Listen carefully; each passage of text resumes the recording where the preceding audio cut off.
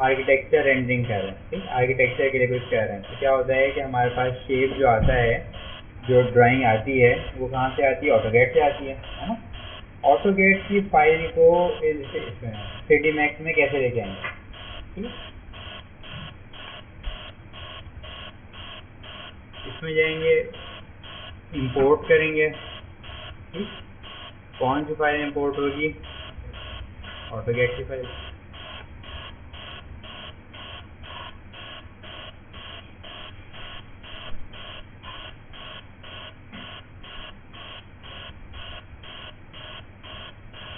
ये वाली फाइल है ऑटोगैट की फाइल। दो उसमें होती है, DXF होती है, DWG। DWG जो है वो एक कॉमनली नोन फाइल है ऑटोगैट की, जो आप इंपोर्ट कर सकते हैं, ठीक। अच्छा, इसको आपने ओपन किया, अब आपसे वो पूछेगा मेन जो इसके फीचर्स हैं क्या है, ठीक है। जैसे लेयर्स में ये बताता हूँ अभी, लेयर्स में क्या है, देखें यहाँ पे ऑप्शन दिया हुआ है क्या, skip all frozen layer. Frozen क्या चीज़ होती है यहाँ पे, जैसे हम मैक्स में भी क्या करते हैं कि कोई चीज़ फ्रीज करवा सकते हैं। फ्रीज करवाने से क्या होता है, जैसे मैं कैरेक्टर मोड में देखा था कि वो ऑब्जेक्ट अपनी जगह पे लॉक हो जाता है, ठीक है, नज़र आता रहता है, ठीक है। इसी तरह ऑटोकैड में फ्रीज करवा सकते हैं आप, तो जो कुछ फ्रीज होगा वो स्किप हो जाएगा, ठीक। दूसरा काम क्या कि यहाँ पे सिलेक्ट फ्रॉम लिस्ट, मतलब ये है कि जितनी भी ये ऑप्शन आपको नज़र आ रहे हैं ये सब क्या हैं, ये लेयर्स हैं। जैसे फोटोशॉप में लेयर्स के ऊपर काम होता है और इलस्ट्रेटर में ज़रा कम होता है, इसी तरह ऑटोकैड में लेयर्स के ऊपर काम ज़्यादा होता है, मैक्स में ज़रा कम होता है ना। मैक्स में भी लेयर्स हैं, पता है आपको, है ना, वो मॉडिफाई हो सकती है, सब कुछ है, सही है। सिलेक्शन में आसान है, मैनेजमेंट में आसान है। इसी तरह यहाँ पे भी जो है आप एक ही लेयर पे काम कर सकते हैं, जबकि ऑटोकैड में आपको लेयर बाय लेयर काम करना पड़ेगा। तो आप देख रहे हैं कि सारी लेयर्स हैं हमारे पास। फिलहाल हम सारी लेयर लेके आ रहे हैं, कोई ऐसी चीज़ नहीं है, मगर तरीक़ेकार ये होता है कि जो जिनको पता होता है, एक तो तरीका ये होता है कि ऑटोकैड वाले हैं जिनको कुछ पता ही नहीं कि मैक्स में क्या होता है, वो तो मुश्किल हो जाती है हमारे लिए। मगर जिनको पता है वो क्या करते हैं, या हम अगर बता सकें तो ये बता देते हैं कि जो कुछ टेक्स्ट लिखना है आपको, जैसे यहाँ पे लिखते हैं कि वो ये रूम इतने इंच का है, ठीक, तो यहाँ पे विंडो आएगी, ये लॉबी है, ये कॉरिडोर है, जो भी, ठीक है, या स्टेयर्स की जो है ना निशान लगे हुए होते हैं। ये सारी जो गार्बेज होती है वो हमारे लिए यूजलेस होती है, ठीक। और अगर वो एक ही लेयर पे डाल के दे दें या 10-12 लेयर पर अलग डाल के दे दें तो हमारे लिए हेक्टिक हो जाता है उसको एडजस्ट करना, मॉडिफाई करना, ठीक। तो इस वजह से हम उसको एक लेयर होती है, इस पर लिखा हुआ होता है टेक्स्ट लेयर। टेक्स्ट के अंदर जितनी भी चीज़ें होंगी वो सारी लिखी हुई होती है। हम टेक्स्ट की लेयर को सिलेक्ट करते हैं और डिलीट कर देते हैं, ज़रूरत ही नहीं है, या रेफरेंस में रख लेते हैं, कभी देखना पड़ जाएगा ये रूम कितना है क्या है तो वो चेक कर लेते हैं। अदरवाइज हमें सिर्फ और सिर्फ जो मतलब होता है वो क्या, उसकी आउटलाइन से मतलब होता है, बॉर्डर से मतलब होता है, क्लियर है। अच्छा, इसके बाद दूसरा ऑप्शन क्या है, स्प्लाइन रेंडरिंग। ये क्या चीज़ आपको नज़र आ रही है, कहाँ से नज़र आ रही है, आप लोग बताएंगे।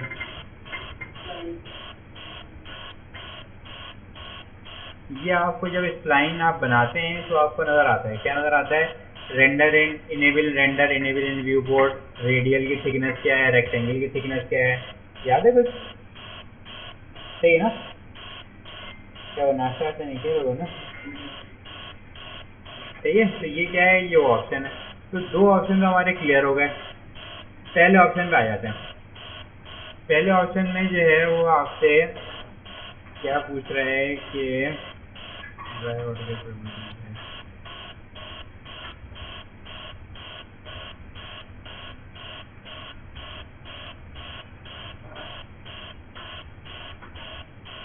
ओके, ये सब तो ठीक है, इसको अब देख लेंगे, बात कर लेंगे, मगर अगर इसको ना भी आप यूज़ करें, सही है, इसलिए इसको ना छेड़ें, क्योंकि ये क्या हो रहा है, ये हो रहा है ड्राइव कर रहा है क्या, ऑटोकैड के प्रिमिटिव्स। सही, ऑटोकैड के प्रिमिटिव्स का मतलब ये होता है कि जैसे आपके पास ऐसा भी होता है कभी कभार कि हम ऑटोकैड 3D से जो है वो इन चीज़ें लेके आते हैं, सही। तो ये उसके प्रिमिटिव्स भी हो सकते हैं, जैसे देखें लिखा हुआ है क्या, स्प्लिट बाय मटेरियल, ठीक है, ब्लॉक एज नोड हायरार्की और लेयर्स देना, ठीक है। ये सब क्या होते हैं कि अगर आप 3D ऑटोकैड का 3D यहाँ पे इंपोर्ट करना चाह रहे हैं तो, वरना हम ये करते हैं ऑटोकैड से ही 3D मैश 3D मैक्स कह रहा हूँ, क्या होता है मैक्स से जब एक्सपोर्ट करते हैं तो क्या बनता है 3ds नहीं 3ds नहीं डॉट मैक्स की तो ओरिजिनल फाइल बनती है ना, जैसे फोटोशॉप में जब सेव करते हैं तो psd बनती है और सेव एज जब जिपैग करते हैं तो जिपैग बन जाती है, ठीक है। इसी तरह मैक्स फाइल जब सेव करते हैं तो डॉट मैक्स बनती है, जबकि हाँ जब इसको आप एक्सपोर्ट करते हैं तो वो बनती है 3ds फाइल 3ds। अभी और चेक कर लूँगा मगर 99% में श्योर हूँ कि वो 3ds फाइल बनती है, ठीक है। तो वहाँ से एक्सपोर्ट करके उसमें ले आए, मगर अगर ये नहीं भी करते आप तो इसको आपको कोई प्रॉब्लम नहीं करेगा, इसलिए कि जो है वो यूज सीन डेफिनेशन मटेरियल, तो ऑटोकैड में कोई मटेरियल तो होगा ही नहीं तो हम लाएंगे क्या, हम जो यहाँ पे लगाना है मटेरियल लाए इसीलिए, तो ये 3D के लिए ऑटोकैड 3D। मगर जो मेन जो सेक्शन है उसको कुछ ना भी करें ऐसे छोड़ना सही है डिफॉल्ट, मगर मेन सेक्शन जो है वो ये है, ये इस पर क्या लिखा हुआ है वेल्ड नियर बाय वर्टिसेस, ये इंतहाई से ज़्यादा ज़रूरी है। अगर तो आपको ऑटोकैड का जो ड्राफ्टमैन है वो अक्लमंद है, उसको पता है कि भाई मैक्स पे किस तरह काम करना है, आपने उसको बता दिया ठीक है। वरना क्या होता है ऑटोकैड पे तमाम चीज़ें जो है ना वो चलती हैं कमांड पे, कमांड से मतलब ये है कि लाइन बनानी है तो लाइन की कमांड, ठीक है।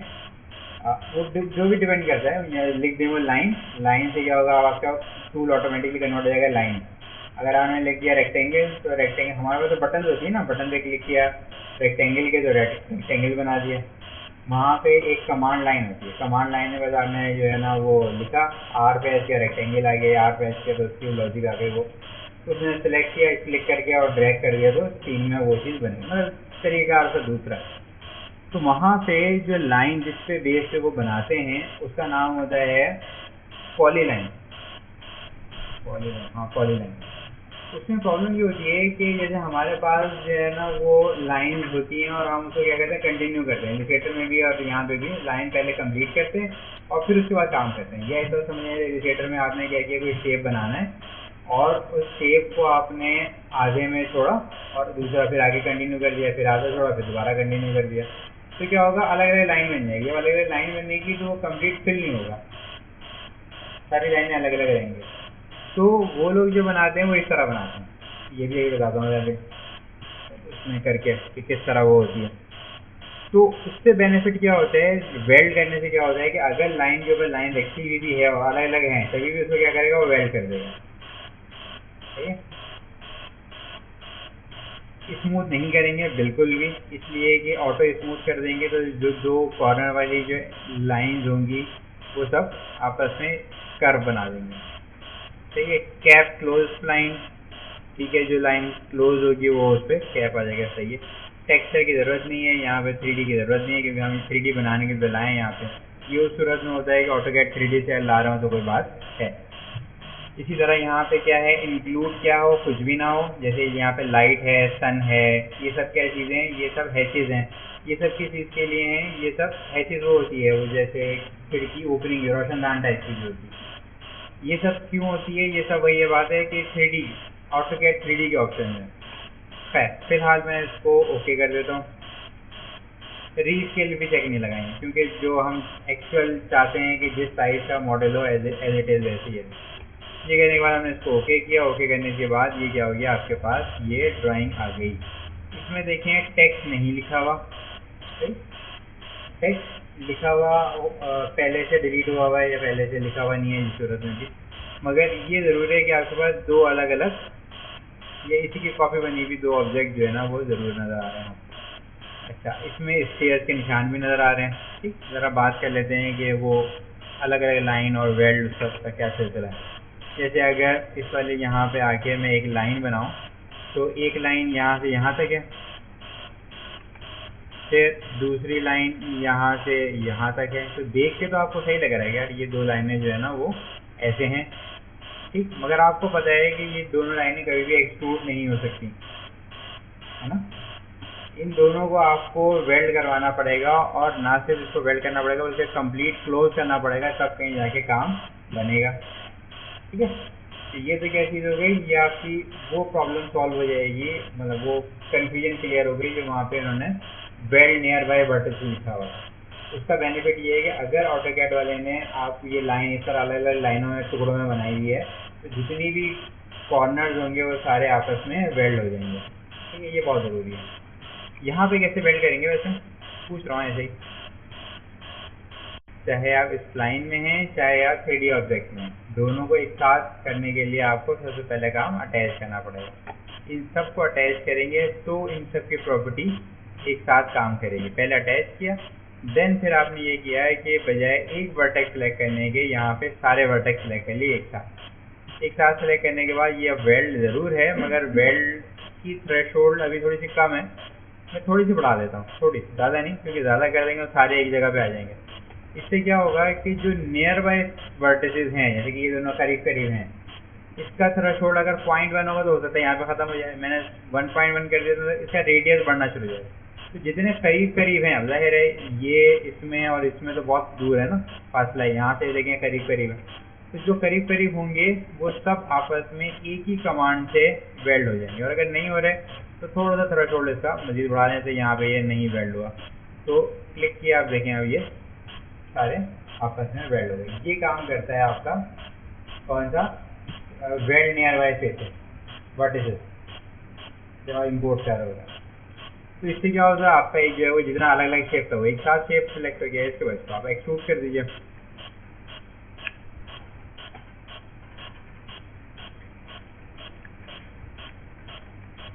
ठीक है, ये आ गया।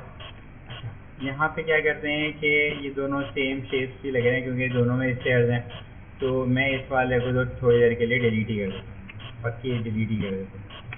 इसी तरह जो है वो ये स्टेयर्स मुझे नहीं चाहिए। अगर ये देखेंगे ये वो हरकतें हुई हैं कि यहाँ से लाइन इधर गई हुई है, फिर यहाँ से ये सब हमारे काम का नहीं, हमें सिर्फ और सिर्फ क्या चाहिए, दीवारें चाहिए बस। ठीक है, हमें ये वाली ओपनिंग भी नहीं चाहिए, ये वाला क्या है दरवाजे का है, ये नहीं चाहिए, हमें सिर्फ कॉर्नर चाहिए बस, और कुछ नहीं। तो जितना मैं इसको रिमूव कर सकूँगा रिमूव कर दूँगा। स्टेयर्स वगैरह जितनी भी होंगी वो हमें खुद बनानी पड़ेंगी। अब देखिए ये क्या हुआ गड़बड़, ये जो फ्रंट की जो पोर्शन था वो भी चला गया, ठीक ना, ये ख़राब उससे बना हुआ है। तो या तो मैं इसमें मज़ीद कारनामा अंजाम दूँ या फिर मेरे लिए एक और तरीका जो है वो यूज़ कर लेते हैं, क्योंकि कई बार ऐसा होता है कि उसके बावजूद भी क्या होता है कि ये एक्सट्रूड नहीं हो रहा होता। जैसे अगर मैं इस सब को यहाँ पे कॉपी बना लूँ और जो मेरे पास एक्स्ट्रा फजूल के सरफेसेस हैं वो डिलीट कर दूँ। अभी मैं इसे ट्राई करके दिखा रहा हूँ, हो सकता है ये काम ना ही करे उस तरह।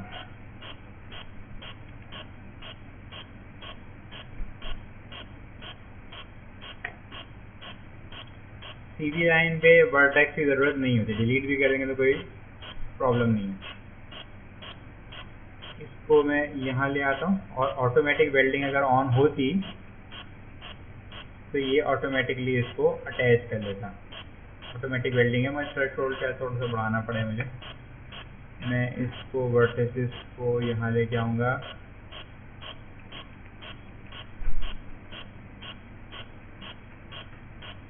ओह ये ज़रूरत ही नहीं है। यहाँ पे आके मैं इसको आपस में कनेक्ट कर देता हूँ। किस तरह कि आपको करना पड़ेगा क्रिएट लाइन। ठीक, क्रिएट लाइन क्यों कर रहा हूँ, ताकि जो है वो सीधी लाइन, वरना वेल्ड करेंगे तो लाइन टेढ़ी हो जाएगी ना। और ऑटोमेटिक वेल्डिंग ऑन है तो यहाँ से यहाँ तक क्लिक करेंगे। अब ये क्या होगा कि जो है वो ये दोनों आपस में वेल्ड हो जाएंगे। अगर नहीं हो रहे तो आपको मैनुअली यहाँ पे रखना पड़ेगा। अच्छा, ऑटोकैड की फाइल लाते हैं तो कभी कभार इस तरह के मसाइल हो जाते हैं। फिलहाल मैं इसको यहाँ पे ला के एक्सट्रूड करूँगा तो प्रॉब्लम मेरे पास ये रहेगी कि ज़रूरी नहीं है कि ये सारी लाइन जो है ना आपस में कंबाइंड है। देखें खुली हुई है लाइन। अब मुझे ढूंढना पड़ेगा कि अच्छा ये कौन सी ऐसी जगह है जहाँ से दो लाइन और एक लाइन कंबाइंड हो रही है, या कौन सी इस लाइन खुली हुई है, कौन सा वर्टेक्स खुला हुआ है। ऑटोमेटिक वेल्डिंग तो खैर उसके बावजूद तो कहीं ना कहीं प्रॉब्लम आ रहा होता है, या कोई चीज़ उसके बावजूद भी सब कुछ करने के बाद भी काम नहीं कर रही होती। तो उस सूरत में या ख़राब ज्योमेट्री आ गई आपके पास, इस तरह की कोई चीज़ डिलीट नहीं कर सकते आप और उसमें प्रॉब्लम आ रही है, तो उसके लिए फिर ये होता है कि आप टॉप व्यू में आते हैं और टॉप व्यू में आने के बाद फिर ये करते हैं कि हम यहाँ पे लाइन सेलेक्ट करते हैं। ठीक है, लाइन लाइन सेलेक्ट करने के बाद स्नैपिंग ऑन करते हैं और स्नैपिंग जो है वर्टेक्स पे करते हैं और वर्टेक्स पे आके हम सिंपली क्लिक करते हैं। बहुत आसान है इसलिए कि यहाँ पे क्लिक किया, उसके बाद यहाँ पे क्लिक करेंगे, ऑटोमेटिकली वो स्नैप कर लेगा।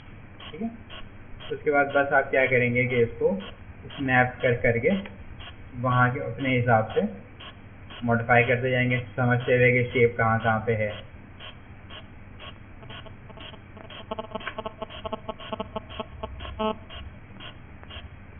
ठीक है, अच्छा यहाँ पे मैं जानबूझ के क्या कर रहा हूँ कि एक पॉइंट उससे लगा रहा हूँ, बताता हूँ कि क्या है।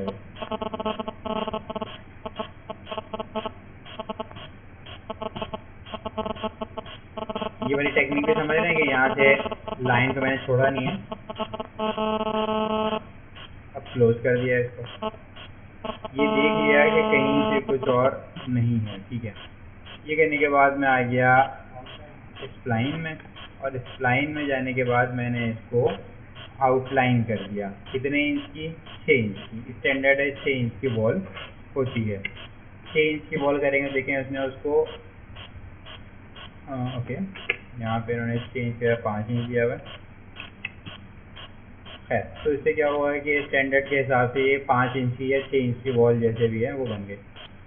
इसका क्या हम एक सेकेंड थोड़ा, तो जो काम रह गया था वो ये कि इस वाले जो वर्टेक्स मैंने एडिशनली यहाँ पे दिया था उसको डिलीट कर दिया मैंने। ठीक, डिलीट कर दें या इसके सेगमेंट को ही पूरा डिलीट कर दें। ये बीच में होल आ गया, ये मैंने क्यों किया अभी पता चलेगा। यहाँ पे आके मैं इसको अब अगर 5 इंच की आउटलाइन दूंगा तो ये कंप्लीट कर देगा। कंप्लीट से मतलब ये है कि देखिएगा ये इसने ओपन नहीं रखा, ये क्या किया, क्लोज कर दिया। तो ये जगह हमारी ऑटोमेटिकली बन के बजाय इसके कि हम खुद से ऐसे कुछ करते हैं। ये होने के बाद फिर मैं इसमें एडिशनल और काम कर लेता हूँ, जैसे यहाँ पे मैं रेक्टेंगल बना लूँ। स्नैपिंग तो ऑन कर ही लिए मैंने, यहाँ पे आके क्लिक ड्रैग, ये आपका यहाँ तक बन गया।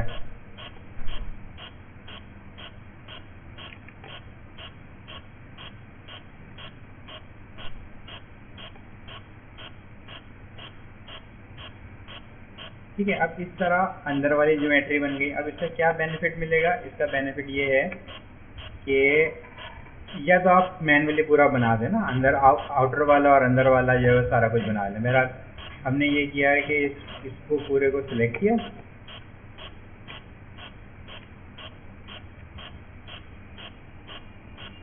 इसको सिलेक्ट कर लिया और जो है वो इन सबको हमने कन्वर्ट टू लाइन के वर्टिसेस, थोड़े वर्टेक्स थोड़ा अंदर कर दिया। ये मैं क्यों कर रहा हूँ ये बताता हूँ। हाँ, इसको क्या करेंगे, बुलियन कर देंगे, ये आपस में ऑटोमेटिकली अटैच हो जाएगा। सिलेक्ट किया, अटैच किया, इन सबको अटैच कर लिया, यानी कि जितने आपने ऑब्जेक्ट बनाए सब अटैच हो गए। अटैच होने के बाद आपने जो है वो बुलियन किया। बुलियन कैसे करेंगे? सिलेक्ट है, यहाँ पे लाइन सेलेक्ट करेंगे, बुलियन एक्टिवेट हो जाएगा। और बुलियन में पहला वाला ऑप्शन क्या है, यूनियन का। यूनियन करने के बाद फिर आप क्या करेंगे कि हाँ, यूनियन करने के बाद आप बुलियन पे क्लिक करके इसके साथ ऐड करवा लेंगे। तो ये क्या हो गई, लाइन इसके साथ कंबाइन हो जाएगी। अब अगर आप इसको एक्सट्रूड करेंगे तो दरवाजे और खिड़कियाँ छोड़ के ये एक्सट्रूड हो जाएगा। ठीक है, अब प्रॉब्लम ये है कि अगर मैं इसको ऐसे एक्सट्रूड कर भी देता हूँ तो क्या होगा कि ये तो पूरी दरवाजा इतना ऊपर चला गया। ठीक है ना, तो इसका तरीका ये होता है। अब अच्छा, ये इत्तेफाक है कि इसमें एक ही दरवाज़ा है। ठीक है, ऐसा होता नहीं है वैसे, मगर ऐसा होता है कि यहाँ पे एक दरवाजे की है और यहाँ पे खिड़की का है। अब खिड़की में प्रॉब्लम ये है कि खिड़की ऐसी होती है कि नीचे तो वॉल होती है और फिर जो है वो ऊपर जो है वो जाके होता है। तो ये वो क्लास आप याद करें, इसमें हमने ये देखा था कि पहले हम क्या करते हैं कि नीचे एक इसका आउटर वो बनाते हैं कॉपी, जैसे मैं हाँ इसको पहले नीचे रखते हैं 3 फीट पे मेजर करके, या मेजर करके यहाँ पे जो यूनिट चल रहे हैं उससे 3 फीट वो रखते हैं। फिर उसके बाद क्या करते हैं कि बीच वाला एक्सट्रूड करते हैं और फिर ऊपर से छत के लिए एक्सट्रूड करते हैं। जैसे यहाँ पे अगर आप सब लोग यहाँ पे इस विंडो को भी देख लें तो आपको पता चल रहा है कि नीचे जो है वो दीवार है, ऊपर दीवार है और बीच में जो है हॉलो है। इसी तरह दरवाजे में ये नीचे से हॉलो और ऊपर से बीम है।